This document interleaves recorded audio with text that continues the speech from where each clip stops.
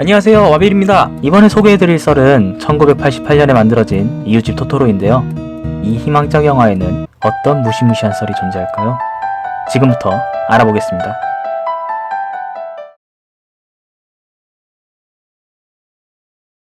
상냥하고 의젓한 언니 사츠키와 장난꾸러기 동생 메이 자매는 대학 연구원인 아빠와 함께 곧 태어나실 엄마를 위해서 도시를 떠나 시골로 이사를 오게 됩니다. 혼자서 놀고 있던 메이는 우연히 토토로를 만나게 되고 후에 펼쳐지는 토토로와 두 자매의 동화 같은 경험을 소재로 다룬 순수하고 아름다운 영화 이웃집 토토로.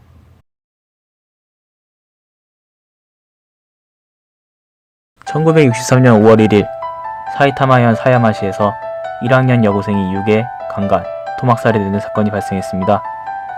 범인으로 지목된 사람은 양도노 보조로 일하던 이시카와 가족이었고 그는 피차별 부락 출신이었습니다. 오늘날 이 사건을 사야마 사건이라고 부르며 이웃집 토토로 그 다음의 썰은 여기서부터 시작됩니다.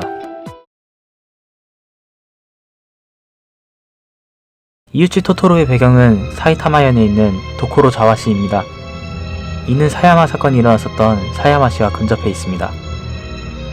토토로를 보셨다면 아시겠지만 동생 메이가 혼자 엄마를 찾으러 가다 행방불명이 되자 언니인 사츠키를 시작으로 동네 사람들 모두가 메이를 찾으러 다닙니다. 사츠키는 동생 메이를 찾게 도와달라며 토토로가 있는 곳을 향해 소리치는 장면이 있는데요.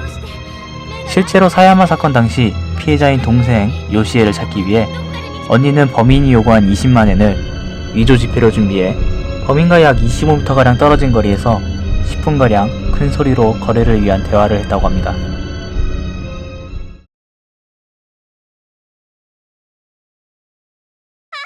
초반부에서 메이에게는 토토로가 보였지만 아빠에게는 토토로가 보이지 않았습니다.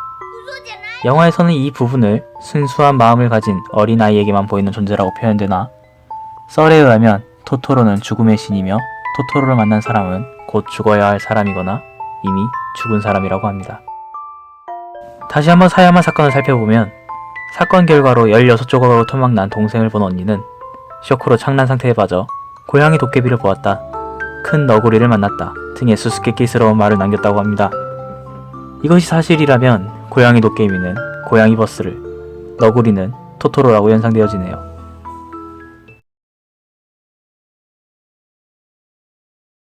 주인공의 이름인 사츠키와 메이는 둘 다 5월이라는 의미를 지니고 있는데 사야마 사건이 발생한 때는 5월 1일이었습니다.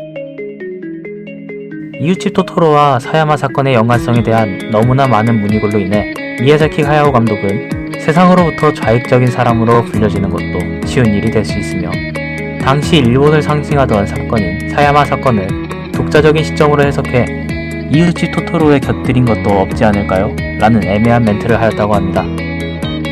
우연의 일치일지는 모르겠지만 토토로 도시전설에 대한 코멘트가 기재된 것이 사야마 사건 발생으로부터 44년 후인 2007년 5월 1일이었습니다.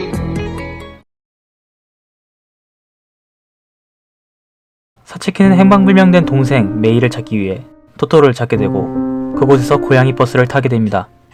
그곳에서 사츠키는 다른 사람에겐 보이지 않나봐 라고 말을 하죠.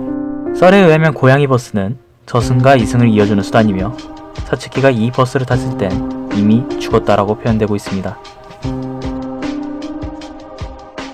이를 증명하는 내용으로 병원에서의 일을 예로 들 수 있습니다. 사츠키와 메이는 어머니를 직접 만나러 갈 수 있음에도 불구하고 메시지를 적은 옥수수를 창가에 놓고 나뭇가지 위에서 부모님을 바라봅니다. 어차피 만나고 싶을 때 보러 가면 될 텐데 굳이 메시지를 남긴 이유는 무엇일까요? 또한 어머니의 대화 내용을 살펴보면 지금 저기서 사츠키와 메이가 웃었던 것 같은 느낌이 든다 라는 의미심장한 말을 합니다. 다시 말해 부모님은 사츠키와 메이가 보이지 않는다는 암묵적 공식이 성립되며 조금 더 확장하면 사츠키와 메이는 이미 죽은 사람이라는 결과가 도출됩니다. 또한 어머니가 입원하신 병원인 시치고쿠야마 병원은 실존했던 하치고쿠야마 병원을 모티브로 했으며 이 병원은 사망률이 높고 말기 환자만 입원했다는 썰이 있습니다.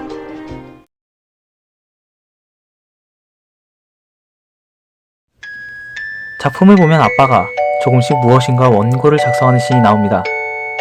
아빠가 극중에서 쓰고 있는 원고는 죽어버린 우리 아이들 사츠키와 메이를 소재로 한 소설이며 아빠의 상상으로 태어난 도깨비가 바로 토토로라는 썰이 있습니다. 이 썰을 본 후 영화를 다시 보니 마치 무언가를 회상하는 듯한 아빠의 장면이 자주 보이네요.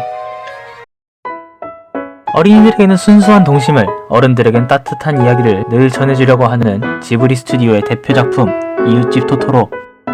28년의 긴 시간이 흘렀지만 아직도 여전히 인기가 많은데요. 썰이 사실이든 아니든 생각은 여러분에게 맡기겠습니다. 친추 및 팔로우 해주신 분들 감사합니다. 지금까지 그제무지 와비일이었습니다. 좋은 하루 되세요.